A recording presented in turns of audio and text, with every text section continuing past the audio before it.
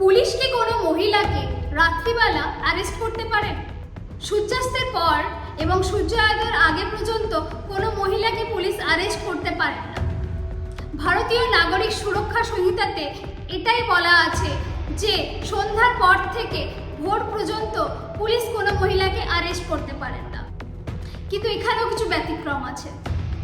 ধরুন কোনো মহিলা কোনো মস্ত বড় ক্রাইমের সাথে যুক্ত এবং সেই মহিলাকে খালি মাত্র রাত্রিবেলায় ট্রেস করা যাচ্ছে, সেক্ষেত্রে পুলিশ সেই মহিলাকে রাত্রিবেলা গ্রেফতার করতে পারে।